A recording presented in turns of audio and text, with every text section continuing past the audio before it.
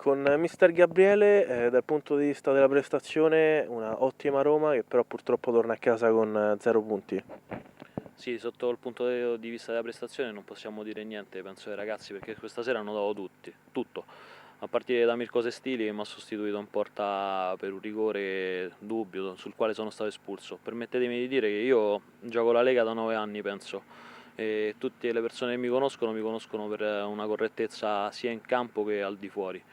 Io penso che questa sera un arbitraggio come questo non meriti un campionato come il nostro.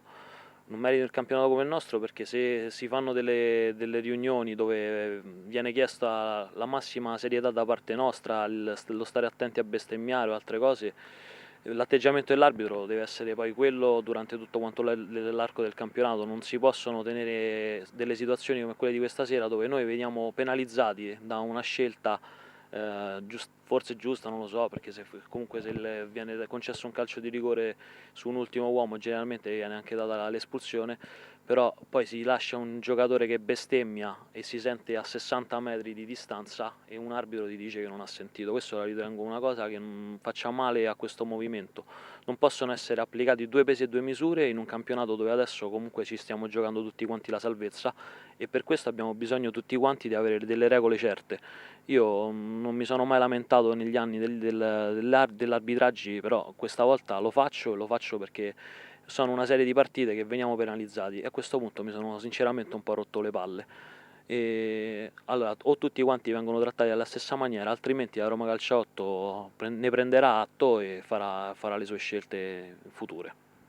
Cercando di parlare della partita, comunque al di là dell'episodio che ovviamente ha inciso molto sulla gara, anche in vista della prossima sfida contro il Cotton Club capolista, la Roma comunque ha dimostrato anche stasera di essere viva al di là di risultati che non arrivano e insomma di potersela comunque giocare fino all'ultimo con tutti. Beh, sicuramente la Roma è viva, la Roma è una squadra fatta da tanti giocatori che meritano la Serie A, giocatori che hanno vinto la Serie A, che sanno quindi il tipo di campionato che stanno giocando. In queste ultime partite la Roma ha trovato anche un gruppo ed è questo infatti è un peccato aver giocato una partita così delicata che stavamo anche vincendo tra l'altro prima dell'espulsione, averla giocato con un uomo in meno per delle scelte un po' dubbie. Non voglio tornare poi su questo argomento perché penso di aver detto tutto, però la Roma c'è e fino alla fine del campionato se la giocherà con tutti quanti come l'ha giocato le ultime partite.